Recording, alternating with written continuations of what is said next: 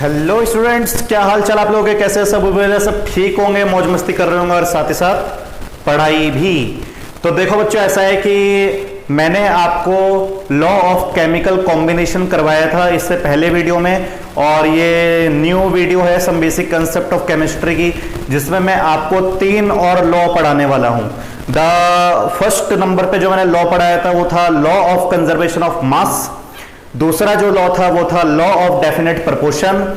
तीसरा जो लॉ है वो अभी पढ़ाने वाला हूं, जिसका नाम है लॉ ऑफ मल्टीपल प्रपोर्शन बच्चों, ठीक है। उसके बाद हम पढ़ेंगे लॉ ऑफ रेसिप्रोकल प्रपोर्शन, जिसे इक्विवेलेंट प्रपोर्शंस भी कहा जाता है।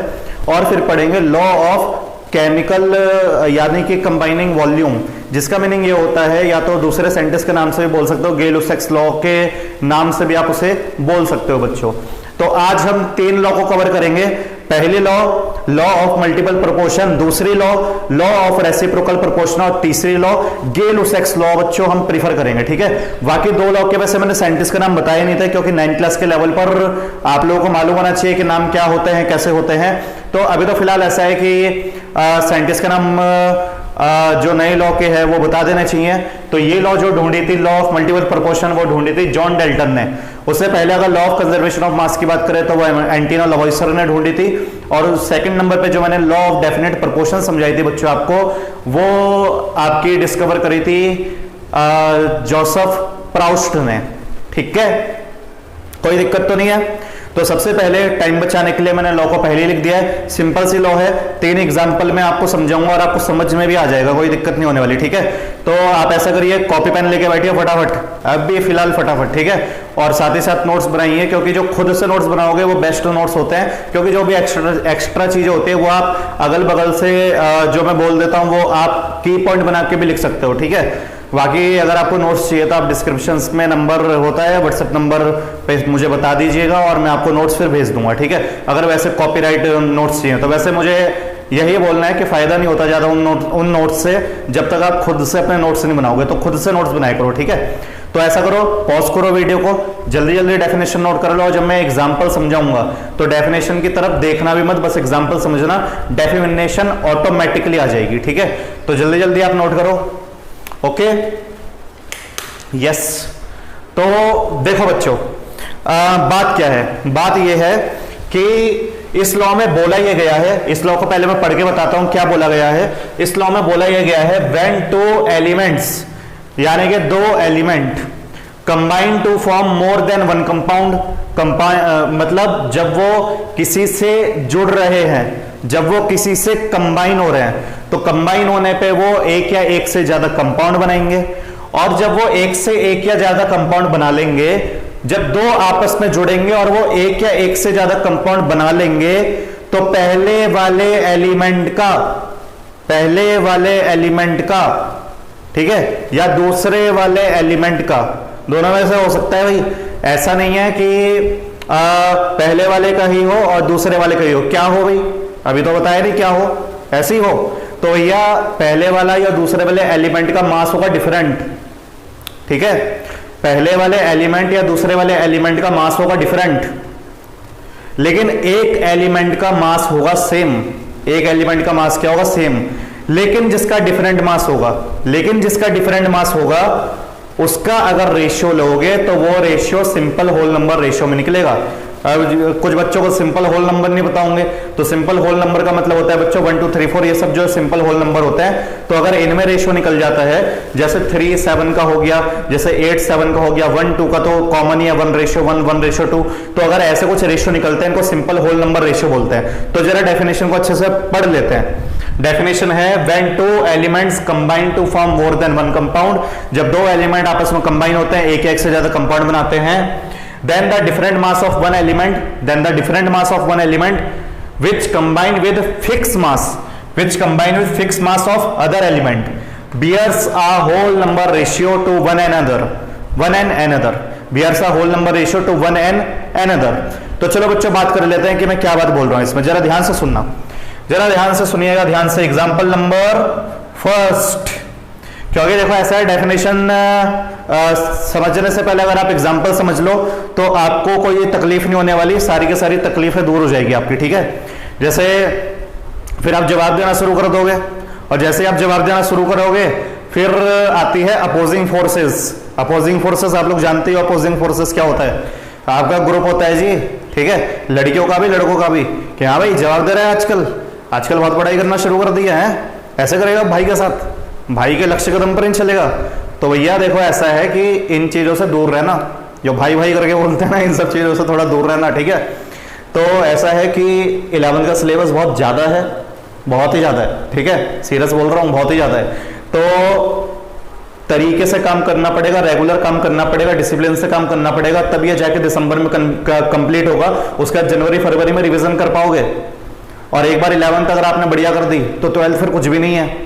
एक बार अगर आपने 11th बढ़िया कर दी तो 12th कुछ भी नहीं है। और 11th में जो बस पास आउट हुआ ऐसी चिटिंग विटिंग करके, जैसे वही वाले भाई लोग वाले जो बातें होंगी, वो भाई लोग वाले फिर 12th में आकर अटक जाते हैं। इसलिए अटकते हैं क्योंकि 11th क्लियर नहीं होती। तो 11th का एक एक कॉन्सेप्ट क्लियर होना चाहिए आपको, क्रिस्टल क्लियर होना चाहिए, ठीक है जी। तो इसी के मद्देनजर रखते हुए एग्जाम्पल को करते हैं स्टार्ट। देखो तो यहाँ पे है मेरे पास कार्बन मोनोऑक्साइड बच्चों, ये है, इसको CO को क्या बोलते हैं, कार्बन मोनोऑक्साइड, ठीक है, कार्बन मोनोऑक्साइड है। और एक और ले लेते हैं बच्चों CO2, तो ये हो गया कार्बन डाइऑक्साइड, कार्बन डाइऑक्साइड। क्या क्लियर हो गया आपको एग्जांपल? एक है कार्बन मोनोऑक्साइड, एक है कार्बन डाइऑक्साइड। यहां पे भी कार्बन है, यहां पे भी कार्बन है, यहां पे भी ऑक्सीजन है, यहां पे भी ऑक्सीजन है, लेकिन केमिकली कंबाइन थोड़ा अलग हो गए, केमिकली कंबाइन थोड़ा अलग हो गए। अब ये बताओ कि कार्बन मोनोऑक्साइड हमें कब मिलता है? कार्बन मोनोऑक्साइड हमें तब मिलता है जब ऑक्सीजन की कम सप्लाई हो रही होती है किसी को जलाने से पहले। तो अगर आप कोयला जला रहे हो, लकड़ी जला रहे हो बच्चों, और वहां पे सप्लाई ऑफ ऑक्सीजन कम है, तो वहां पे कार्बन डाइऑक्साइड प्रोड्यूस नहीं होगी, वहां पे कार्बन मोनोऑक्साइड प्रोड्यूस होगी, क्योंकि सप्लाई ऑफ ऑक्सीजन कम है, वहां पे बहुत ही कम ऑक्सीजन है। और जहां पे भी कम ऑक्सीजन होगी वहां पे कार्बन मोनोऑक्साइड प्रोड्यूस होगी, जो कि पॉइजनस गैस होती है, जो कि आपके दिमाग में चढ़ सकती है, आपके दिमाग को अनकॉन्शियसनेस कर सकती है। ऐसे होता है भाई, अगर आप अंगीठी जला के अपने कमरे में रख दोगे, अंगीठी जला के अपने कमरे में रख दोगे, भले ही अंगारे हो गए हो, लेकिन तब भी नहीं रखना चाहिए, क्योंकि वो अंगारे जो होते हैं उसमें भी कुछ ना कुछ कार्बन प्रेजेंट होता है, और वो फिर घर के अंदर क्या बनाएंगे, कार्बन मोनोऑक्साइड, जिसकी वजह से धीरे धीरे हमारे नर्वस सिस्टम और ब्रेन की एक्टिविटी कम हो जाएगी। उसकी वजह से आप उठने की भी कोशिश करोगे तो उठ नहीं पाओगे, अगर ज्यादा आपने इनहेल कर लिया तो। फिर अगर पता चलेगा तो किस्मत अच्छी है, तो कोई बात नहीं, चलेगा डॉक्टर के पास, वेंटिलेटर लगा देगा वो, और प्योर ऑक्सीजन आपको देने का काम करेगा, और कार्बन मोनोऑक्साइड का असर को कम करने की कोशिश करेगा। तो भैया बहुत जहरीली गैस होती है, याद रखना, कार्बन मोनोऑक्साइड। और कार्बन डाइऑक्साइड तो अपनी बंदी है, हम छोड़ते हैं उसे, ठीक है। तो लेते क्या है, अपनी वाइफ को लेते हैं, ऑक्सीजन को, और बंदी है हमारी CO2। तो भैया देखो कहानी ये है कि यहाँ पे मेरे पास कार्बन मोनोऑक्साइड है, और यहाँ पे क्या है, कार्बन डाइऑक्साइड। कुछ ज़्यादा डिटेल में हो जाता है ना तो दिक्कत हो जाती है, कब बच्चे बोलेंगे यार क्या बंदों की बात कर रहे हैं ना। तो यहाँ पे कार्बन लेते हैं, यहाँ पे ऑक्सीजन लेते हैं जी, और यहाँ पे रेशियो लेंगे कार्बन और ऑक्सीजन का। यहाँ पे भी कार्बन लेते हैं बच्चों, और यहाँ पे भी मैं रेशियो लूंगा कार्बन और ऑक्सीजन का। लेकिन दिक्कत की बात यह है कि ऑक्सीजन के सब्सक्रिप्ट में लिखा है 2, इसका मतलब ऑक्सीजन 2 है। तो जब भी रेशियो में इन फॉर्म ऑफ रेशियो लिखना पड़ेगा तो 2 को आगे लिख दूंगा, तो 2O। अब भैया देखो ध्यान से देख लेना, ये 20 नहीं है, ये 2 ऑक्सीजन है, ये 2 ऑक्सीजन है, ध्यान से, ठीक है। तो अगर मैं यहाँ पे बात करूं कि कार्बन का मास कितना होता है बच्चों, कार्बन का मास आपको मालूम होना चाहिए। कार्बन आता है 6 नंबर पर, कार्बन आता है 6 नंबर पर, hydrogen, helium, lithium, beryllium, boron, carbon, तो कार्बन आता है 6 नंबर पर। तो यह कार्बन आता है 6 नंबर पर, ठीक है। कार्बन की कॉन्फ़िगरेशन होती है 2,4, कार्बन के आखिरी में इलेक्ट्रॉन होता है 4, इसलिए वो कोवेलेंट बॉन्ड बना पाता है, शेयरिंग ऑफ इलेक्ट्रॉन नहीं करता, शेयरिंग ऑफ इलेक्ट्रॉन करता है, लूज और गेन नहीं कर पाता इलेक्ट्रॉन को। कार्बन की प्रॉपर्टी होती है जो आपने कार्बोनेट्स कंपाउंड क्लास 10th में कैटिनेशन पढ़ी होगी और टेट्रावैलेंसी पढ़ी होगी, अगर आपको याद है तो, ठीक है। तो देखो बच्चों कार्बन आता है 6 नंबर पर, लेकिन दिक्कत की बात यह है कि कार्बन के भी कुछ आइसोटोप्स मिलते हैं हमको। दिक्कत की बात क्या है कि कार्बन के भी कुछ क्या मिलते हैं, रेड वाला दिख नहीं रहा होगा ना बच्चों, कसम खाओ दिख नहीं रहा होगा। अच्छा, तो कार्बन के भी कुछ आइसोटोप्स होते हैं। कार्बन का जो पहला आइसोटोप्स होता है वो होता है 12, और कार्बन का जो दूसरा आइसोटोप्स होता है वो होता है 12। कार्बन जो 12 होता है बच्चों वो तो सिंपल है, उसकी तो कोई दिक्कत नहीं है। तो कार्बन 12 जो है वो तो है ऑर्डिनरी कार्बन, लेकिन जो कार्बन 14 है उसको हम रेडियो एक्टिव कार्बन बोलते हैं, रेडियो एक्टिव कार्बन बोलते हैं जी, ठीक है। तो ये है ऑर्डिनरी कार्बन जो कि हम इस्तेमाल करते हैं, और ये है रेडियोएक्टिव कार्बन जो कि कार्बन डेटिंग मेथड में, यानी कि पुरानी जीव जंतु जो फॉसिल्स होते हैं उनकी एज फाइंड आउट करने में carbon 14 as a carbon dating method से हम यूज कर सकते हैं। आपने क्लास 10th की बायोलॉजी हेरिडिटी एंड इवोल्यूशन पढ़ा होगा, तो उसमें जब इवोल्यूशन का पार्ट शुरू होता है तो वहां पर आपने फॉसिल्स पढ़ा होगा, और फॉसिल्स को ढूंढने के दो तरीके होते हैं, एक होता है रिलेटिव मेथड, एक होता है कार्बन डेटिंग मेथड। तो कार्बन डेटिंग मेथड हम कार्बन 14 से यूज करते हैं। तो इतनी नॉलेज काफी है कार्बन के लिए, कोई दिक्कत तो नहीं है, ठीक है। ऐसा है कि एक्स्ट्रा चलता रहता है, क्योंकि कहीं ना कहीं कोई लॉजिकल क्वेश्चन कोई कॉम्पिटिटिव लेवल में आ गया तो आपको मालूम होना चाहिए। बस यहाँ तक मुझे रेशियो लिख के नहीं बताना है आपको, यहाँ तक रेशियो लिख के नहीं बताना है, एलिमेंट की भी कहानी बतानी है, कब जन्म लिया एलिमेंट ने, कैसे ढूंढा गया, और क्या एलिमेंट का आइसोटोप्स होता है, क्या एलिमेंट के यूज होता है।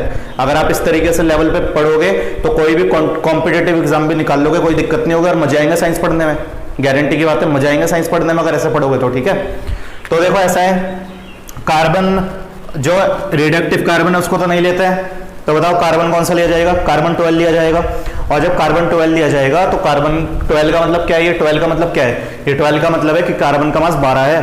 तो यहाँ पे कार्बन का मास कितना लिया जाता है बच्चों, 12 लिया जाता है। कार्बन का मास कितना लिया जाता है, 12 लिया जाता है। और ऑक्सीजन आता है 8 नंबर पर, सीरियल नंबर 8 है, तो मास कितना होता है ऑक्सीजन का, मास होता है बच्चों 16।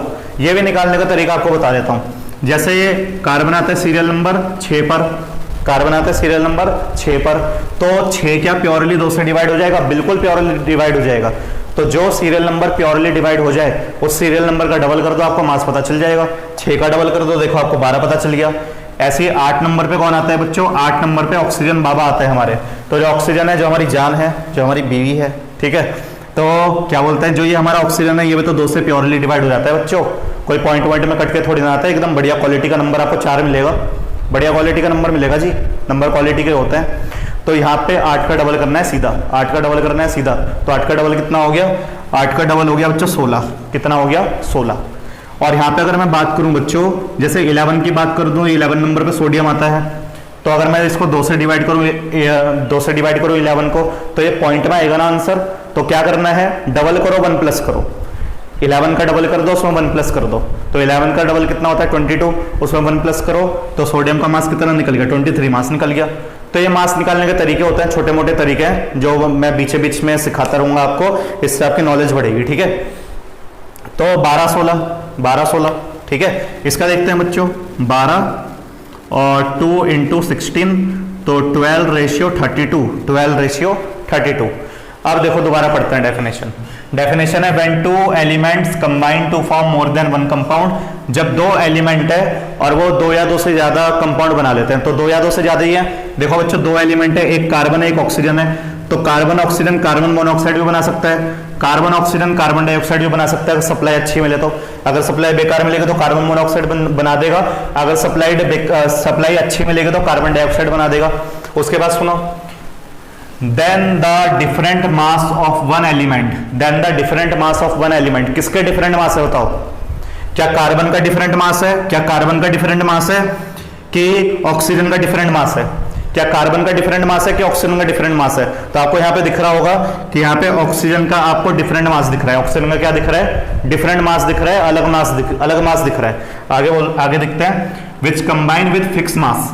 फिक्स मास किसका है बच्चों, फिक्स मास हमारा कार्बन का है 12।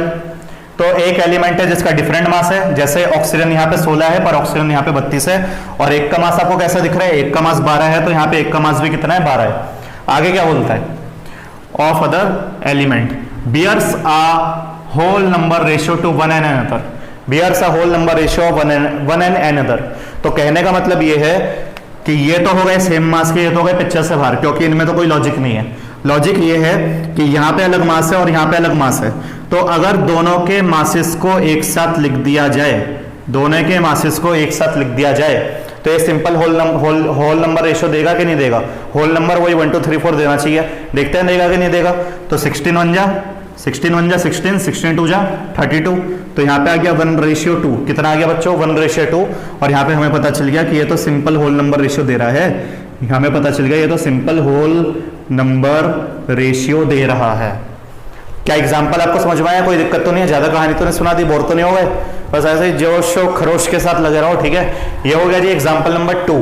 एग्जाम्पल नंबर 2, इसी से एक और बार डेफिनेशन समझ लेते हैं, पका रहा हूं पता है लेकिन डेफिनेशन याद हो जाएगी। डेफिनेशन क्या है, जब दो या दो से ज्यादा कंपाउंड, जब ये दो या दो से ज्यादा एलिमेंट आपके जुड़ते हैं और दो या दो से ज्यादा कंपाउंड बनाते हैं तो एक एलिमेंट का मास अलग होगा, एक एलिमेंट का मास अलग होगा और एक एलिमेंट का मास सेम होगा। और जिस एलिमेंट का मास अलग होगा, जिस एलिमेंट का मास अलग होगा तो दोनों कंपाउंड में जिस एलिमेंट का मास अलग होगा, दोनों कंपाउंड में जिस एलिमेंट का मास अलग होगा, अगर उन अलग एलिमेंट का, उन अलग मासेस का अगर रेशियो लेंगे, उन अलग मासेस का अगर रेशियो लेंगे तो वो होल नंबर रेशियो में आएगा। उन अलग मासेस का अगर रेशियो लेंगे तो वो होल नंबर रेशियो में आएगा। क्या बात क्लियर हो गई? क्या बात क्लियर हो गई बच्चा? आपको कोई दिक्कत तो नहीं है? एग्जाम्पल नंबर 2 करें, एग्जाम्पल नंबर 2 करें, ठीक है करते हैं। तो जल्दी जल्दी आप इसे नोट कर लो, फिर करते हैं एग्जाम्पल नंबर 2। जल्दी जल्दी नोट करो। ओके, अब करते हैं जी एग्जाम्पल नंबर 2। एग्जाम्पल नंबर 2 मेरा फेवरेट है। अब आप बोलोगे फेवरेट क्यों है सर? सर देखो फेवरेट इसलिए है क्योंकि एग्जाम्पल नंबर 2 में हम उस चीज की बात करते हैं जिस चीज पे हम आजकल बहुत निर्भर रहते हैं और हर आधे घंटे में पीते हैं। तो आप समझ गए होंगे। अब जो गलत समझ रहे हैं वो समझते रहो, मुझे क्या। तो भैया देखो ऐसा है कि यहाँ पे हम बात कर रहे हैं अपने प्यारे से सुंदर से पानी की, अपने प्यारे से सुंदर से पानी की, ठीक है। लेकिन पानी का बच्चों एक और कंपाउंड होता है और जो पानी से बिल्कुल अलग होता है, जो रॉकेट फ्यूल में इस्तेमाल किया जाता है, ठीक है, पॉइजनस एज अ पॉइजन भी इस्तेमाल कराया जाता है। उसको बोलते हैं बच्चों हाइड्रोजन पर ऑक्साइड, H2O2। इसको क्या बोला जाता है? हाइड्रोजन पर ऑक्साइड, पर ऑक्साइड, ठीक है जी। कोई दिक्कत, कोई दुख, कोई तकलीफ नहीं है ना, ठीक है। और ये तो हमारा सुंदर सुंदर सा पानी हो गया, या तो हाइड्रोजन ऑक्साइड भी बोल सकते हो, कोई दिक्कत नहीं है, ठीक है। तो ये हो गया वाटर और ये हो गया हाइड्रोजन पर ऑक्साइड। ये पर ऑक्साइड क्यों बोलते हैं बच्चों? जरा इसकी कहानी बता देता हूं मैं आपको। असल में यहाँ पे ऑक्सीजन जो होता है उसकी कन्फिग्रेशन 2,6 होती है। तो वो 2 इलेक्ट्रॉन अगर गेन कर लेगा तो उसकी वैलेंसी हो जाती है 2 नेगेटिव। तो जिस ऑक्सीजन की वैलेंसी 2 नेगेटिव हो जाती है उसे तो बोलते हैं ऑक्साइड, उसे तो बोलते हैं ऑक्साइड। तो पानी में वैलेंसी ऑक्सीजन की 2- होती है, इसलिए ऑक्साइड लगा देते हैं, हाइड्रोजन ऑक्साइड लगा देते हैं। लेकिन कुछ ऑक्सीजन बच्चों ऐसे होते हैं जिनकी वैलेंसी -1 होती है। कुछ ऑक्सीजन ऐसे होते हैं जो जिनकी वैलेंसी -1 होती है, तो उनको ऑक्साइड ना बोलकर पर ऑक्साइड बोला जाता है। उनको ऑक्साइड ना बोलकर क्या बोला जाता है? पर ऑक्साइड बोला जाता है। इतनी डिटेल काफी है। और आगे जाके मैं एक और ऑक्सीजन का कंपाउंड बताऊंगा आपको जिसमें वो इन दोनों के अलावा भी एक और वैलेंसी शो करेगा। उनको सुपर ऑक्साइड बोलते हैं बच्चों। क्या बोलते हैं? Super oxide. तो उनकी बात आगे जाके करेंगे क्योंकि बहुत डिटेल में करनी है। तो फिलहाल के लिए इतनी डिटेल काफी है, ठीक है। चलो रेशियो लेते हैं। तो यहाँ पे अगर मैं हाइड्रोजन को देखूं तो हाइड्रोजन का सब्सक्रिप्ट में 2 लिखा है, तो यहाँ पे 2 हाइड्रोजन लिख देते हैं, रेशियो ऑक्सीजन लिख देते हैं। यहाँ पे सब्सक्रिप्ट में इसके भी 2 है, यहाँ पे सब्सक्रिप्ट में इसके भी 2 है, तो यहाँ पे लिख देंगे 2 हाइड्रोजन रेशियो 2 ऑक्सीजन, ठीक है जी। तो हाइड्रोजन का जो मास होता है वो होता है 1, तो 2 बन जाए क्या हो जाएगा? 2 बन जाए कितना हो जाएगा? 2 हो जाएगा। और यहाँ पे ऑक्सीजन का मास अभी बताया कि 16 होता है, और यहाँ पे करें तो 2 बन जाए 2 हो जाएगा। और यहाँ पे ऑक्सीजन का मास 16 होता है, 16 × 2 कितना हो जाएगा? 32 हो जाएगा। तो आप ये बताओ किसके मास अलग है, किसके मास सेम है? तो हाइड्रोजन का मास आपको अलग दिख रहा है और बाकी ऑक्सीजन का मास आपको क्या दिख रहा है? हाइड्रोजन का मास सेम दिख रहा है, ऑक्सीजन का मास अलग दिख रहा है, ठीक है। तो इस ऑक्सीजन के मास को हम टेक आउट करेंगे, 16 और 32 लिखेंगे, और 16 में 16, 16 × 2 32 आप जानते ही हो, तो 1:2 आ गया। ये भी दोबारा से सिंपल होल रेशियो नंबर में आ गया बच्चों। तो जब 2 या 2 से ज्यादा एलिमेंट आपस में जुड़ते हैं और 2 या 2 से ज्यादा कंपाउंड बनाते हैं तो एक एलिमेंट का मास फिक्स होगा, दूसरे एलिमेंट का मास अलग होगा। और जब दो कंपाउंड में 2 एलिमेंट ऐसे होंगे जिनका मास अलग होगा, 2 कंपाउंड में 2 एलिमेंट ऐसे होंगे जिनका मास अलग होगा, लेकिन उनका होल नंबर रेशियो निकलेगा। लेकिन उनका क्या निकलेगा? Whole number ratio. ये है बच्चों लॉ। तो मैंने काफी बार रिपीट कर दिया, एक बार और रिपीट करूंगा, ठीक है, क्योंकि जिद्दी है हम इसको आज याद करके ही जाएंगे, इस डेफिनेशन को याद करके जाएंगे अच्छे से और खून में बसा लेंगे, ठीक है, अपने ब्लड में बसा लेंगे, ठीक है जी। तो एग्जांपल नंबर 2 जल्दी जल्दी नोट करो, जल्दी जल्दी नोट करो बच्चे, एग्जांपल नंबर 2, ठीक है। एग्जांपल नंबर 3 करें। सबसे बेस्ट टीचर लोग सबसे ज्यादा एग्जांपल नंबर 3 बताते हैं, लेकिन हम एग्जांपल ज्यादा इसलिए बताते हैं ताकि एक आइडिया लग जाए कि हर एक तरीके के चीजें कैसी हो सकती हैं, ठीक है। एग्जांपल नंबर 3, तो बच्चों देखो एग्जांपल नंबर 3 क्या है? एग्जांपल नंबर 3 है oxide of nitrogen, oxide of nitrogen, oxide of nitrogen. मैं कुछ यहाँ पे नाइट्रोजन के बच्चों कंपाउंड लेने वाला हूँ, ठीक है। तो यहाँ पे मैं कुछ नाइट्रोजन के कंपाउंड लेने वाला हूँ, जैसे मुझे नेचर में N2O देखने को मिलता है, जैसे मुझे नेचर में NO देखने को मिलता है, जैसे मुझे नेचर में N2O3 देखने को मिलता है, जैसे मुझे नेचर में N2O4 देखने को मिलता है, और जैसे मुझे नेचर में N2O5 देखने को मिलता है। तो ये मेरे कुछ क्या हो गए, ये मेरे कुछ नाइट्रोजन के कंपाउंड हो गए। देखो सब में NO NO NO लगा हुआ है, लेकिन अलग अलग कंडीशन पे अलग अलग कंपाउंड बन जाते हैं नाइट्रोजन ऑक्सीजन के। तो ये अलग अलग कंपाउंड है कुछ नाइट्रोजन और ऑक्सीजन के। तो अगर मैं खाली मास ऑफ नाइट्रोजन की बात करूं, खाली मास ऑफ नाइट्रोजन की बात करूं और मास ऑफ ऑक्सीजन की बात करूं अभी तो फिलहाल, तो बताओ नाइट्रोजन का मास कितना होगा कंबाइन स्टेट में? कौन सा नंबर पे आता है, याद होना चाहिए आपको, 7 नंबर पे आता है बच्चों ये। तो अगर 7 नंबर पे आता है तो 2 से डिवाइड करो। और वैसे भी नाइट्रोजन सॉरी आइसोटोप्स होते हैं, तो नाइट्रोजन के 3 आइसोटोप्स होते हैं, तो 2 आइसोटोप्स हम नहीं लेते हैं, वो आगे जाके पढ़ेंगे। तीसरा आइसोटोप्स लेते हैं जो होता है नाइट्रोजन 14। तो नाइट्रोजन का मास हो गया 14, लेकिन नाइट्रोजन के नीचे 2 लगा हुआ है, तो 14 × 2 कितना हो जाएगा 28। ऑक्सीजन मेरा बेचारा अलग है, अकेला है, तो यहाँ पे 16 लिख देंगे। यहाँ पे नाइट्रोजन अकेला है तो यहाँ पे 14 लिख देंगे और यहाँ पे 16 लिख देंगे। यहाँ पे नाइट्रोजन के नीचे दोबारा 2 लिखा है तो 28 लिख देंगे, 14 2 जा 28, और यहाँ पर ऑक्सीजन 16 और 16 3 जा कितना होता है, जल्दी कौन बताएगा? 16 3 जा हो जाएगा 48। कितना हो जाएगा बच्चों? 48। दोबारा नाइट्रोजन के नीचे 2 है तो यहाँ पे लिख देंगे 28, ठीक है। 16 4 जा 64 हो जाएगा बच्चों, 16 4 जा 64। नाइट्रोजन के नीचे 2 लिखा है तो दोबारा 28 लिख देंगे, और 16 5 जा कितना हो जाएगा? 80 हो जाएगा, 16 5 जा 80 हो जाएगा। क्लियर हो गया बच्चों? क्लियर हो गया? अब क्या करना है, ध्यान से सुनो, अब क्या करना है? अब करना यह है कि इन दोनों में से किसी एक का मास हमें सेम करना है, क्योंकि लॉ क्या बोलते हैं, किसी एक का मास सेम होना चाहिए और किसी दूसरे का जो मास है वो डिफरेंट आना चाहिए, लेकिन जो डिफरेंट मास है उसका होल नंबर रेशियो निकलेगा। तो या तो नाइट्रोजन का मास आप सेम कर दो या तो ऑक्सीजन का मास सेम कर दो। तो फिलहाल हम नाइट्रोजन को पापा मान के चलते हैं, तो हम नाइट्रोजन को एज अ फादर मान के चलेंगे, क्योंकि फादर पहले आ रहा है बच्चा बाद में आ रहा है। तो नाइट्रोजन का मास हम क्या कर देंगे? फिक्स कर देंगे। तो यहाँ पे मैं फिक्स्ड कर देता हूं नाइट्रोजन का मास। मैं नाइट्रोजन को यहाँ पे 28 है तो मैं यहाँ पे 28 से लिखता हूँ, 28 है तो 28 लिखता हूँ। तो ऑक्सीजन कितना आ जाएगा? ऑक्सीजन का मास जो होगा वो कितना आ जाएगा? ऑक्सीजन का मास भी 16 आ जाएगा, लेकिन यहाँ पे तो बच्चों 14 है। ऑक्सीजन का मास आपको कितना देखने को मिल रहा है? 14 देखने को मिल रहा है। तो अगर आपको ये 14 देखने को मिल रहा है बच्चों, आपको अगर ये 14 देखने को मिल रहा है तो मुझे तो सेम 28 करना था, 2 से मल्टीप्लाई कर देता हूँ। भाई देखो हम चेंज कर रहे हैं तो चेंज में हम कुछ भी कर सकते हैं, मल्टीप्लाई करा दो किसी नंबर से, पर आपने अगर 28 चुन लिया है तो नीचे वाला भी 28 होना चाहिए, ठीक है। अगर ये 28 है तो नीचे वाला 28 होना चाहिए, तो 2 से मल्टीप्लाई कर दूंगा। और एक बात और सुनो, अगर ये 2 से मल्टीप्लाई होगा तो भैया फेरा बदली नहीं चलेगी। अगर इसके साथ कुछ गलत हो रहा है तो इसके साथ भी गलत होगा, अगर इसके साथ कुछ अच्छा हो रहा है तो इसके साथ भी अच्छा होगा। साफ और सीधी बात है, लॉजिक क्लियर होना चाहिए बस साइंस में, ठीक है। किसी के साथ दुर्घटना हो रही है तो उसके साथ भी दुर्घटना होगी। तो 2 से मल्टीप्लाई अगर इसको करूंगा तो 2 से मल्टीप्लाई मुझे इसको भी करना पड़ेगा। तो यहाँ पे अगर मैं 28 लिख दूं इसको 2 से मल्टीप्लाई करके, तो 2 से मल्टीप्लाई करके 16 को क्या लिखना पड़ेगा? 32 लिखना पड़ेगा, ठीक है। ये तो 28 इसको ऐसे नोट डाउन कर दो, 28 और ये भी same to same as it is आ जाएगा, कुछ मल्टीप्लाई नहीं कराया तो एज इट इज आ जाएगा। 48 64 80 आ जाएगा बच्चों। क्लियर? कोई दिक्कत तो नहीं है? थोड़ा वक्त लगाया मैंने यहाँ पे समझाने में कि मैंने करा क्या है। 28 था 28 लिख दिया, 16 था 16 लिख दिया, 14 था तो मुझे 28 बनाना था तो 2 से मल्टीप्लाई कर दिया, पर इसे 2 से मल्टीप्लाई करूंगा तो इसे भी 2 से मल्टीप्लाई करना पड़ेगा। बाकी सारे 28 थे तो वैसे ही नॉर्मली मैंने लिख दिया, ठीक है। अब यहाँ पे अगर बात करें तो डिफरेंट मास ऑक्सीजन का है, सेम मास वाले को तो रहने दो, कोई दिक्कत नहीं है। डिफरेंट मास ऑक्सीजन का है, 16 मिल रहा है, 32 मिल रहा है, 48 मिल रहा है, 64 मिल रहा है, 80 मिल रहा है। तो अगर इसको काटे तो कितना आएगा बच्चों?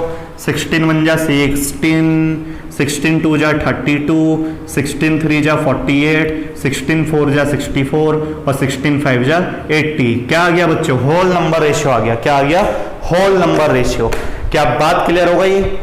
3 एग्जाम्पल से अच्छे से बात क्लियर हो गई। जब 2 या 2 से ज्यादा एलिमेंट आपस में 2 या 2 से ज्यादा कंपाउंड बनाते हैं, देखो इसमें तो 5 बनाए, 2 या 2 से ज्यादा कंपाउंड बनाते हैं तो तो एक एलिमेंट का मास सेम आएगा, एक एलिमेंट का मास सेम आएगा और एक एलिमेंट का मास डिफरेंट आएगा। और जिस एलिमेंट का मास डिफरेंट आएगा, जिस एलिमेंट का मास डिफरेंट आएगा, उस एलिमेंट का मास जो होगा वो होल नंबर रेशियो में आएगा। उसका जो मास होगा, उसका जब रेशियो लेंगे वो कैसा आने वाला है, होल नंबर रेशियो में, ठीक है।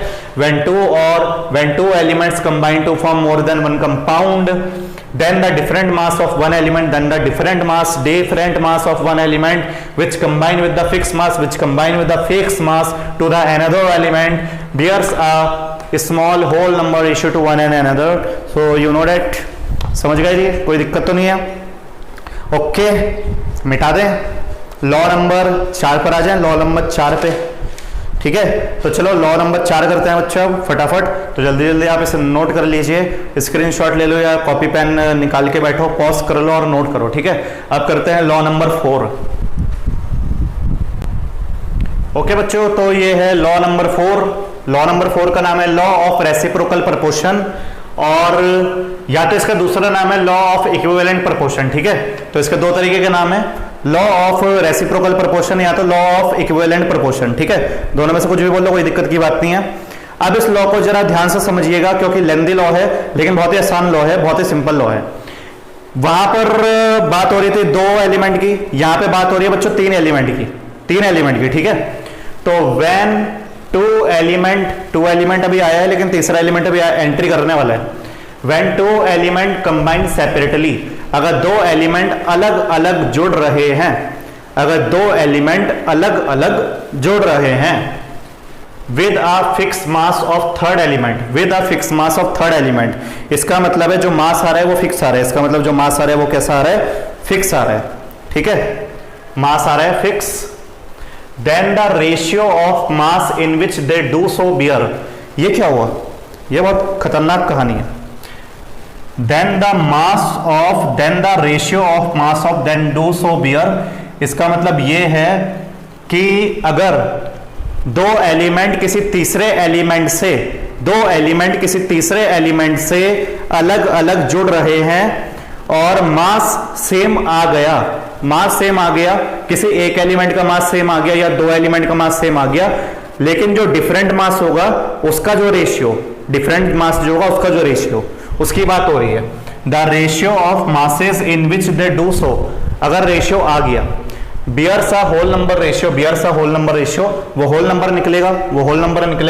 ये तो वही बात है, पहली वाली बात तो है बच्चों, पहली वाली बात है बिल्कुल। जब एक ही एलिमेंट 2 कंपाउंड बना रहा होता है तो एक का मास फिक्स निकल जाता है, दूसरे का मास अलग निकल जाता है, तो उसका होल नंबर रेशियो आ जाता है। ये तो बात वही है, टेपा टेपी चल रही है यहाँ पे, ठीक है। उसके बाद देखो, तो उसका तो रेशियो निकलेगा टू द, उसका भी टू द कर दिया, to the of masses in which they themselves combine. इसका मतलब यह है वो 2 एलिमेंट जब खुद से कंबाइन होंगे, अभी तो तीसरे एलिमेंट से कंबाइन हो रहे थे, लेकिन जब वो खुद से कंबाइन होंगे उनका जो भी रेशियो निकलेगा तो वो भी होल नंबर रेशियो में ही निकलेगा। क्या बात है ना, समझ नहीं आया ना, अब समझ में आएगा एग्जाम्पल से। देखो सुनो, एग्जाम्पल है आपके पास, जैसे यहाँ पे कार्बन ले लिया बच्चों आपने, सल्फर ले लिया, और यहाँ पे आपने ले लिया ऑक्सीजन, ठीक है। तो कार्बन को मैं एक बार ऑक्सीजन से जोड़ूंगा, कार्बन को एक बार मैं सल्फर को मैं एक बार ऑक्सीजन से जोड़ूंगा। देखो क्या हुआ, व्हेन 2 एलिमेंट है कंबाइन सेपरेटली, अलग अलग हो रहे हैं भाई, कंबाइन अलग अलग हो रहे हैं ना, सल्फर इससे अलग हो रहा है, कार्बन उससे अलग हो रहा है, तो एक बार कार्बन ऑक्सीजन से कंबाइन होगा, एक बार सल्फर ऑक्सीजन से अलग अलग कंबाइन होंगे। तो कार्बन एक बार कार्बन डाइऑक्साइड बना लेगा, CO2 बना लेगा, सल्फर एक बार SO2 बना लेगा, सल्फर एक बार क्या बना लेगा, SO2 बना लेगा, और इनका रेशियो जो निकलेगा, जरा रेशियो देखते हैं इनका बच्चों, ठीक है। वही सेम बात है जो अभी पीछे करा था। कार्बन का मास होता है बच्चों 12, और इसमें क्या बोलते हैं, ऑक्सीजन के नीचे 2 लिखा है तो 2 16 जा 32 हो जाएगा, तो यहाँ पे 32 लिख देंगे बच्चों। सल्फर का मास 32 होता है, 32 होता है, 16 नंबर पर आता है, और 16 × 2 ऑक्सीजन का भी 32 हो जाएगा। तो आप बताओ किसका मास सेम आ रहा है, किसका मास अलग आ रहा है, जल्दी बता दो देखकर, किसका मास सेम, किसका मास अलग। तो आपको यहाँ पे देखने को मिलेगा कि ऑक्सीजन और ऑक्सीजन का मास सेम है, तो वो हो गया जी पिक्चर से बाहर, उसको नहीं लेना है। जिसका मास सेम आ गया उसको नहीं लेना है, जिसका मास अलग आया, जैसे यहाँ पे 12 आया और यहाँ पे 32 आया, इसको हम लेंगे बच्चों। तो हम यहाँ पे लिखेंगे हम यहाँ पे लिखेंगे, सुनो ध्यान से, हम यहाँ पे लिखेंगे carbon and sulphur, carbon and sulphur combine separately with fixed mass of oxygen, with fixed mass of oxygen. Oxygen का फिक्स मास है, कार्बन सल्फर ऑक्सीजन से जुड़े, ऑक्सीजन का फिक्स मास निकल गया, ऑक्सीजन का फिक्स मास निकल गया। In the ratio of masses, in the ratio of masses, किसका मासेस, रेशियो किसका होगा, सेम का थोड़ी ना होगा, अलग अलग का लेंगे रेशियो। तो हम कार्बन और सल्फर का लेंगे, क्योंकि कार्बन का 12 आया, सल्फर का 32 आया, अलग आया ना, तो यहाँ पे हम लेंगे 12:32। तो इनको अगर मैं काटूंगा तो आपका कितना आ जाएगा, इनको मैं काटूंगा तो आपका आ जाएगा 3:8। कितना आ जाएगा, 3:8। ये कहानी है बच्चों, ये सेपरेटली। अभी पहला पॉइंट हुआ है, अभी पहला पॉइंट यहाँ तक पहुंचे हैं, बियर तक पहुंचे हैं, बियर्स तक। ठीक है, तो दोबारा मैं रिपीट कर देता हूं, जब दो element, when two element combine separately, जब दो एलिमेंट सेपरेटली कंबाइन होंगे विद अ फिक्स मास से of third element, then the ratio of masses in which they do so bears a whole number ratio. यहां तक की बात बोली अभी मैंने, तो देखो होल नंबर रेशियो मिल रहा है मुझको। ये कहानी तो पता है ना, दो एलिमेंट की अभी तो करी थी पीछे वाले लॉ में। अब क्या होगा बच्चों, इस वाली लाइन पर आते हैं, ये जो रेशियो निकला है, इस रेशियो को डिवाइड करना पड़ेगा उसके रेशियो से, किसके, to the ratio of masses in which they themselves combine. तो कहने का मतलब ये है कि जब ये दोनों एक दूसरे से कंबाइन होंगे, जब कार्बन और सल्फर एक दूसरे से कंबाइन होंगे, तो कार्बन और सल्फर जब एक दूसरे से कंबाइन होंगे तो ये बनाएंगे CH2, जिसको बोलते हैं कार्बन डाइसल्फाइड। क्या बोलते हैं बच्चों, कार्बन डाइसल्फाइड। तो हम यहाँ पे बोलेंगे कि ratio of masses in which कौन कौन, carbon and sulphur themselves combine, जब ये एक साथ जुड़ेंगे, तो यहां पे क्या बन रहा है, कार्बन और सल्फर बन रहा है बच्चों, कार्बन और सल्फर। तो यहां पे रेशियो कितना आ जाएगा, जरा बताइए रेशियो कितना आ जाएगा, बहुत सिंपल है। तो यहां पे अगर बात करें बच्चों, तो यहां पे हो गया कार्बन और ये हो गया 2 सल्फर, कार्बन हो गया 2 सल्फर, CH2 है ना, तो कार्बन लिख दिया, सल्फर के नीचे 2 है, तो यहाँ पे 2s लिख दिया मैंने यहाँ पर। तो कार्बन जो है बच्चों उसका मास हो जाएगा 12 और यहाँ पे 2 × 32 करना पड़ेगा। तो रेशियो कितना निकल के आ जाएगा, 12:64। कितना आ जाएगा, 12:64 आ जाएगा। क्लियर बात है, इतनी क्लियर बात है। 12:64 को भी अगर मैं काटूंगा, एक मिनट सॉरी, इसमें ठीक है 12:64 है, और जब मैं इसे काटेंगे तो 3:14 आ जाएगा, 14 से कट जाएगा ना, 3 1 जा 3, ठीक है 14 से कट जाएगा, 14 नहीं 16 से कट जाएगा। ठीक है, 1.6 नहीं है बेटा, 1.6 नहीं है, 3:16 है। ठीक है, दोनों का रेशियो निकल गए, 3:8 निकल गया, 3:16 निकल गया। अब क्या करना है, अब करना ये है दोनों के रेशियो का डिवाइड करना है, दोनों के रेशियो को डिवाइड करना है। तो चलो देयरफॉर इस वाले रेशियो को 3:8 डिवाइड बाय 3:16, तो 3/3 इंटू 16 ऊपर आ जाएगा, 16 ऊपर आ जाएगा, 8 नीचे आ जाएगा, 3 से 3 कैंसिल हो गया, 16 बन जा 16, 8 बन जाए 8 2 या 16 हो जाएगा बच्चों। तो यहाँ पे जो रेशियो आ जाएगा वो 2/1 आ जाएगा, इसका मतलब 2:1 आ जाएगा। तो ये भी सिंपल होल रेशियो आ गया। क्या आ गया बच्चों, सिंपल होल रेशियो। क्या आपको तरीका समझ में आया करने का? देखो दोबारा सुनो, मैंने क्या बोला, एक और एग्जांपल देंगे वैसे इसका। जब दो एलिमेंट किसी थर्ड एलिमेंट से कंबाइन होंगे अलग अलग, जब दो एलिमेंट किसी थर्ड एलिमेंट से कंबाइन होंगे अलग अलग, उनका जो रेशियो निकलेगा, उनके जो अलग मासेस का रेशियो निकलेगा, उनके जो अलग मासेस का रेशियो निकलेगा, और जब वो खुद से कंबाइन होंगे, जब वो खुद से कंबाइन होंगे उनका जो रेशियो निकलेगा, तो उनका जो रेशियो निकलेगा और इसका जो रेशियो निकलेगा, दोनों को डिवाइड करके जो रेशियो निकलेगा, इसका भी रेशियो निकलेगा, इसका भी रेशियो निकलेगा, फिर इन दोनों रेशियो को डिवाइड भी करना पड़ेगा, उसके बाद जो रेशियो निकलेगा वो हमेशा होल नंबर रेशियो में निकलेगा। कैसे में निकलेगा? होल नंबर रेशियो में। डेफिनेशन पढ़ो, when two element combine separately, जब दो एलिमेंट सेपरेटली कंबाइन होंगे with fixed mass of third element, then the ratio of masses in which they do so bears a small whole number ratio to the ब्योरा small number ratio जो ये निकला to the मतलब divide करना है ratio of masses in which they themselves combine, ratio of masses in which they themselves combine. तो clear हुआ आपको, एग्जाम्पल क्लियर हुआ। एक और एग्जाम्पल करें, एक और एग्जाम्पल करते हैं बच्चों इसका, जल्दी जल्दी नोट करो, फिर एक और एग्जाम्पल करते हैं। नोट करिए इसको, ठीक है, कर लिया नोट, ओके। तो देखो बच्चों सुनो, इसका एक और एग्जाम्पल करते हैं बढ़िया सा। एग्जाम्पल ले लेते हैं बच्चों सल्फर ऑक्सीजन और हाइड्रोजन का। Example number 2 sulphur oxygen hydrogen, ठीक है। तो अगर ये पहला एलिमेंट है, ये दूसरा एलिमेंट है, तो ये तीसरा एलिमेंट हो गया। तो यहाँ पे सल्फर जो है हाइड्रोजन से जुड़ेगा तो H2S बनाता है, हाइड्रोजन सल्फाइड बोलते हैं इसे। दूसरा ये जुड़ेगा तो ये H2O बना देगा बच्चों। तो अभी क्या है, दो एलिमेंट सेपरेटली कंबाइन हुए हैं। कौन एलिमेंट, सल्फर और ऑक्सीजन। तो मैं यहाँ पे लिख सकता हूं sulphur and oxygen are separately combine in hydrogen, ठीक है, इन हाइड्रोजन। तो जरा चेक कर लेते हैं। यहाँ पे हाइड्रोजन हो जाएगा 2:32, यहाँ पे हाइड्रोजन हो जाएगा 2:16। तो यहाँ पे बताओ किसका मास सेम आ रहा है। अब हाइड्रोजन का मास क्या आ रहा है बच्चों, सेम आ रहा है, और ऑक्सीजन का मास क्या आ रहा है, सल्फर और ऑक्सीजन का मास क्या आ रहा है, अलग आ रहा है। तो हम यहाँ पे बोलेंगे देयरफॉर सल्फर रेशियो ऑक्सीजन, जिसका मास अलग आएगा उसका रेशियो लेना है, जिसका मास सेम आएगा उसको पिक्चर से बाहर करना है, ठीक है।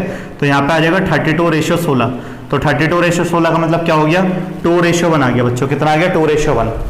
तो ये है तब की बात, ये है पहला पॉइंट, पहला रेशियो हमने निकाल दिया। अब दूसरा रेशियो, जब ये दोनों खुद से कंबाइन होंगे, तो सल्फर और ऑक्सीजन जब एक दूसरे से कंबाइन होंगे तो सल्फर डाइऑक्साइड बनाते हैं। तो यहाँ पे हम लिखेंगे कि सल्फर एंड ऑक्सीजन का जो रेशियो होगा, ratio of masses of themselves combine.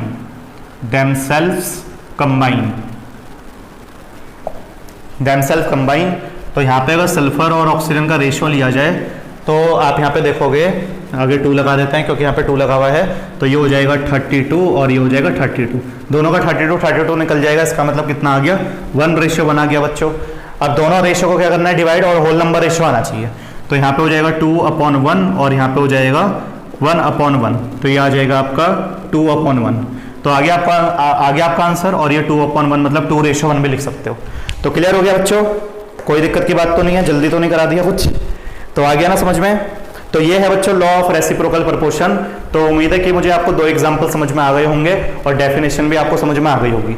अब आते हैं लॉ नंबर 5 पर, और आखिरी लॉ जो कि मैं इस वीडियो में कराने वाला हूं, जिसका नाम है गे-लुसैक्स लॉ। तो जल्दी जल्दी आप इसे नोट करिए, फिर करते हैं गे-लुसैक्स लॉ। जल्दी जल्दी नोट करिए इसे बच्चों। ओके बच्चों, तो ये है गे-लुसैक्स लॉ, बहुत ही सिंपल लॉ है, इसको एग्जांपल से समझाते हैं सीधा। तो एग्जांपल ये है बच्चों कि अगर आपके पास हाइड्रोजन है जो कि गैस है, ठीक है, और क्लोरीन है जैसे कि आपके पास गैस है। हाइड्रोजन है जैसे कि आपके पास गैस है, और क्लोरीन है जैसे आपके पास गैस है। तो दोनों मिलके अगर प्रोडक्ट भी गैस ही बना दे, दोनों मिलके अगर प्रोडक्ट क्या बना दे, गैस ही बना दे, तो आगे कितना नंबर है इसके, आगे इसके 1 है, आगे इसके कितना है, 1 है, Cl2 है, सॉरी, ठीक है। तो आगे 1 है, आगे 1 है, तो इसका वॉल्यूम कितना हो गया, 1 वॉल्यूम। इसका वॉल्यूम कितना हो गया, 1 वॉल्यूम। इसका वॉल्यूम कितना हो गया, 1 वॉल्यूम, क्योंकि इससे आगे 1 है, और आगे जो नंबर है ये कितना है, 2 है। तो इसको बोलेंगे कि इसका 2 वॉल्यूम है। कितना वॉल्यूम है, 2 वॉल्यूम है। तो अगर आपके पास 2 या 2 से ज्यादा गैसेस आपस में मिलकर प्रोडक्ट भी जो बनाती है वो गैस वाला बनाती है, तो उनका वॉल्यूम हमेशा बराबर आने वाला है। उनका वॉल्यूम हमेशा क्या आने वाला है, बराबर आने वाला है बच्चों, इक्वल होने वाला है। सिंपल सी बात है। जैसे यहाँ पे अगर ये 20 ml है और ये आपका 20 ml है, तो 20 और 20 कितना हो गया, ये आपका 40 ml होगा। कितना होगा, 40 ml होगा। तो एग्जाम्पल समझ में आ गया, एग्जाम्पल समझ में आ गया। और होल नंबर रेशियो में होगा बच्चों, होल नंबर रेशियो में होगा। देखो कैसे, होल नंबर रेशियो में ही है, आप देख लो। अगर मैं यहाँ पे क्या बोलते हैं हाइड्रोजन को देखूँ तो आगे 1 है, आगे 1 है, यहाँ पे 2 है। तो हाइड्रोजन का जो रेशियो है वॉल्यूम का ये याद रखना, वॉल्यूम का है। मैं कुछ हाइड्रोजन का मास वास नहीं डालूंगा, ठीक है। क्लोरीन हो गया, और यहाँ पे रेशियो अगर 2HCl का लेंगे तो यहाँ पे हाइड्रोजन का 1 आ गया, क्लोरीन का 1 आ गया, और इसका ये आ गया। तो होल नंबर रेशियो आ गया बच्चों, समझ गए। तो व्हेन गैसेस रिएक्ट, जब आपस में गैस रिएक्ट करेगी, the do so in volume bears whole number ratio निकलेगा। और जब ये एक दूसरे से कंबाइन होंगी, और आपका प्रोडक्ट भी अगर क्या होता है, गैस होता है, प्रोडक्ट गैस ना हुआ, सॉलिड लिक्विड निकल गया तो मत लेना, सॉलिड और लिक्विड निकल गया तो प्रोडक्ट को नहीं लेना है। याद रखोगे ना इतनी बात। चलो एक क्वेश्चन करते हैं, बहुत ही सिंपल सा। तो इसमें मैं सीधा एक क्वेश्चन करा देता हूं आपको, ठीक है। सिंपल सी लॉ है, गेलुसक लॉ में ज्यादा कुछ टेक्निकल था नहीं, जो टेक्निकल था वो मैंने टाइम रहते डिटेल में समझाया आपको, ठीक है। तो आपके पास यहाँ पे पूछा गया है एग्जाम्पल नंबर 2 में कि give the mass of carbon dioxide, give the mass of carbon dioxide, mass नहीं यार, volume, give the volume of carbon dioxide, give the volume of carbon dioxide, ठीक है। If methane is 100 ml, if methane is 100 ml, ये आपको question दिया है बच्चों, ठीक है। Give the volume of CO2, volume CO2 का बताना है, और मीथेन आपको कितना दे दिया, 100 ml। तो बच्चों आपने एक रिएक्शन पढ़ी होगी क्लास 10th में, ये भी आपको अभी फिलहाल तो गिवन ही आएगी कि जब मीथेन जो होता है, मीथेन इसको बोलते हैं CH4, जब ये ऑक्सीजन के प्रेजेंस में कंबशन करता है बच्चों, क्या करता है, कंबशन यानी कि जलता है, तो ये आपको दो चीजें प्रोड्यूस करके देगा, एक देगा CO2 गैस और दूसरा आपको देगा पानी। दूसरा आपको क्या देने वाला है, पानी। तो वक्त रहते जरा रिएक्शन को पहले बैलेंस भी कर लेना। तो बैलेंस करने के लिए आप 2 लगा दोगे, एक यहाँ पे 2 लगा दोगे, एक यहाँ पे 2 लगा दोगे, ठीक है। और आपको इसका वॉल्यूम फाइंड आउट करना है, आपको इसका वॉल्यूम जो है एक्चुअल वॉल्यूम फाइंड आउट करना है। एक स्टैंडर्ड वॉल्यूम भी होता है, वो भी पहले आपको समझा देता हूँ। सबसे पहले लिखा जाता है स्टैंडर्ड वॉल्यूम, स्टैंडर्ड। तो स्टैंडर्ड जो आगे लिखा है वो लिखो, कितना लिखा है आगे, 1 है, कार्बन के आगे 1 ही तो है ना, तो यहाँ पे 1 वॉल्यूम है। इसके आगे कितना है, इसके आगे 2 वॉल्यूम है बच्चों। इसके आगे कितना है, इसके आगे भी हमारा 1 वॉल्यूम है, और इसको वॉल्यूम लेके नहीं चलेंगे क्योंकि ये तो लिक्विड है, क्योंकि ये तो क्या है, लिक्विड है। तो मीथेन का मुझे वॉल्यूम दे रखा है बच्चों, मीथेन का वॉल्यूम कितना दे रखा है, 100 ml। तो यहाँ पे जो मुझे गिवन है वो कितना गिवन है, 100 ml गिवन है, यहाँ पे 100 ml गिवन है। तो एक वॉल्यूम जो है वो 100 ml के बराबर है, तो 2 वॉल्यूम कितने के बराबर होगा। देखो कहने का क्या मतलब है, ध्यान से समझो, टेक्निकल नहीं आ जाता पर ध्यान से समझो। जब आप चाय बनाते हो तो अगर 10 लोग आ रखे हैं तो क्या बोलते हैं, अगर 10 लोग आ रखे हैं तो आप कितनी चीनी डालते हो, 8 डालते हो, थोड़ा मीडियम रहे, या 9 डाल देते हो, या 7 डालते हो। ऐसा तो नहीं है ना कि 10 जने हैं, 10 कप बन रही है तो 10 के 10 डाल दो, क्योंकि टेक्निकली वो ज़्यादा मीठा हो जाएगा। तो वही बात है बच्चों, बिल्कुल वही बात है कि यहाँ पे बात यह है कि अगर ये 100 ml है, अगर ये कितना है 100 ml, और यहाँ पे आगे तो 2 लिखा है, इसका मतलब मीथेन को जलाने के लिए एक मॉलिक्यूल मीथेन को जलाने के लिए जो 100 ml का मेरे पास है, उसमें कितनी ऑक्सीजन लगने वाली है, उसमें लगने वाली है 2 × 100, मतलब कितनी ऑक्सीजन लगने वाली है, 200 ml ऑक्सीजन लगेगी। कितनी ml ऑक्सीजन, 200 ml। आया समझ में। अगर ये 200 होता तो फिर ये 400 होता, क्योंकि आगे 2 लिखा है, 2 से मल्टीप्लाई करना पड़ता। ये 300 होता तो ये 600 होता, ये 500 होता तो ये 1000 होता। तो कहने का मतलब है 100 ml मीथेन का कंबशन करने के लिए हमें कितने ml रिक्वायरमेंट चाहिए होगी ऑक्सीजन की, 200 ml रिक्वायरमेंट चाहिए होगी ऑक्सीजन की, ठीक है। पानी को तो कर दो पिक्चर से बाहर, वो तो पता नहीं पानी वानी कुछ वॉल्यूम तो यहाँ से गायब हुआ होगा वैसे, ठीक है। अब यहाँ पे कितना वॉल्यूम है, 1 वॉल्यूम है बच्चों, और यहाँ पे कितना वॉल्यूम है, 1 है। तो यहाँ पे बेझिझक आप कितना लिख सकते हो, 100 ml लिख सकते हो, 100 ml लिख सकते हो। क्यों लिख सकते हो 100 ml, क्योंकि यहाँ पे 1 वॉल्यूम 100 ml के बराबर है, यहाँ पे 1 वॉल्यूम 100 ml के बराबर है, 2 वॉल्यूम फिर 2 × 100 मतलब 200 हो जाएगा। इसके आगे तो कोई नंबर नहीं था ना, तो ये भी तो 100 ml होगा। बाकी का 100 ml कहाँ गया, लॉजिक लगाओ, बाकी का 100 ml कहाँ गया, बाकी का 100 ml पानी बन गया बच्चों, बाकी का 100 ml क्या बन गया, पानी बन गया। तो आपका वॉल्यूम फिक्स है, आपका वॉल्यूम क्या हो गया, फिक्स हो गया, 100 200 300, ठीक है, 100 200 300, और इसका मतलब क्या है 100 ml आपको ये मिला, तो 200 आपका ये होगा, 200 आपका ये होगा। देख लो, कैलकुलेट कर लो, आगे 2 लिखा है, अगर इमेजिनरी वैसे कैलकुलेट करना मत, तो 2 × 100 करना पड़ेगा, तो 200 आ तो गया, 200 + 100 आपका 300 आ गया। तो आया बच्चा आपको समझ में, कोई दिक्कत तो नहीं है, आगे समझ में, ठीक है। तो जल्दी जल्दी आप इसे नोट करो, फिर एग्जाम्पल नंबर 3 करते हैं। जल्दी जल्दी आप इसे नोट करो, फिर एग्जाम्पल नंबर 3 करते हैं। तो एग्जाम्पल नंबर 3 है हमारे पास, एग्जाम्पल नंबर 3 बहुत ही बढ़िया लेवल का एग्जाम्पल है, ठीक है, लास्ट एग्जाम्पल है। इसको हेबर्स प्रोसेस भी कहा जाता है वैसे तो। एग्जाम्पल नंबर 3 में बोला यह गया है कि 60 ml मेरे पास नाइट्रोजन है, ठीक है, नाइट्रोजन गैस है, प्लस प्लस प्लस 60 ml मेरे पास हाइड्रोजन गैस है, 60 ml मेरे पास हाइड्रोजन गैस है। तो रिजल्टेंट मिक्सचर बताओ, रिजल्टेंट मिक्सचर बताओ, रिजल्टेंट मिक्सचर कंपोजिशन बताओ, रिजल्टेंट मिक्सचर कंपोजिशन बताओ। देखो बच्चों बहुत सिंपल है, कोई दिक्कत नहीं होगी इसमें। सबसे पहले आपको नाइट्रोजन एज अ गैस लेना है, हाइड्रोजन एज अ गैस लेना है, और आपको पता है नाइट्रोजन और ऑक्सीजन आपस में मिलकर अमोनिया बना देती है, तो यहाँ पे आपका NH3 हो जाएगा, ये भी गैस फॉर्म में होगा। बैलेंस कर दो सबसे पहले, तो यहाँ पे 3 लग जाएगा, यहाँ पे बच्चों 2 लग जाएगा, बैलेंस हो गई हमारी, ठीक है। तो इसका वॉल्यूम कितना है, स्टैंडर्ड लिख लो बच्चों, सबसे पहले स्टैंडर्ड लिख लो। आगे कितना है, ये है 1 वॉल्यूम, ये है 1 वॉल्यूम, ये कितना है, ये बच्चों 3 वॉल्यूम है, ये कितना है बच्चों, ये 2 वॉल्यूम है, ये 2 वॉल्यूम है। तो चलो करते हैं इसे। क्या पूछा है, नाइट्रोजन का अमाउंट पूछा है और अमोनिया का अमाउंट पूछा है, तो बता देंगे, कोई दिक्कत नहीं है। तो यहाँ पे नाइट्रोजन हमारा 60 ml है, कितना ml है, 60 ml, तो मुझे 3 से 60 को मल्टीप्लाई करना पड़ेगा, तो 3 × 60 कितना हो जाएगा, 180 ml हो जाएगा बच्चों, 180 ml। तो बच्चों देखो जरा गौर से क्वेश्चन को देखना, बहुत बढ़िया लेवल का क्वेश्चन है, गौर से क्वेश्चन को देखो। 60 ml नाइट्रोजन ठीक है, ले सकते हैं क्योंकि 60 ml दे रखा है, लेकिन 60 ml के साथ हाइड्रोजन भी कितनी होनी चाहिए, 60 ml, पर यहाँ पे क्या आ रही है, 180 ml आ रही है। तो ये हमारा जो क्वेश्चन बन गया, ये तो लिमिटिंग रिएजेंट का बन गया, ये तो दिक्कत हो गई, लिमिटिंग रिएजेंट का बन गया। तो अब क्या करें बच्चों, अब क्या करें, तो अब ये करना है कि ऐसे क्वेश्चंस में वॉल्यूम को इंटरचेंज भी कर सकते हो, ऐसे क्वेश्चंस में वॉल्यूम को क्या कर सकते हो, इंटरचेंज भी कर सकते हो। आप इसे 60 ना लेकर, आप इसे 60, आप जब इसे 60 ले रहे हो तो ये कितना आ रहा है, 180 आ रहा है ना। तो ऐसा करो, जब आपके पास यहाँ पे ऑप्शन दे रखा है कि आप हाइड्रोजन को एक बार 60 लेकर देख लो, नाइट्रोजन को बाद में ले लेना, तो चलो एक बार चेक कर लेते हैं, चलो एक बार चेक करते हैं। ये 1 वॉल्यूम है, ये 3 वॉल्यूम है, और यहाँ पे 3 वॉल्यूम के अंदर 60 ml आ रहा है, 3 वॉल्यूम के अंदर 60 ml आ रहा है क्वेश्चन के हिसाब से। अब ठीक है, तो अगर मेरे पास 3 हाइड्रोजन 60 ml दे रही है, तो ये 3 गुना कम देगा, ये 3 गुना कम देगा, 3 गुना कम देगा। भाई जब पीछे ले जा रहे हो किसी चीज को, जब आगे ले जा रहे हो तो 3 गुना ज्यादा, 60 का 3 गुना 180 हो गया था, पर 180 तो यहाँ पे अवेलेबल नहीं था, तभी नहीं ले पाए।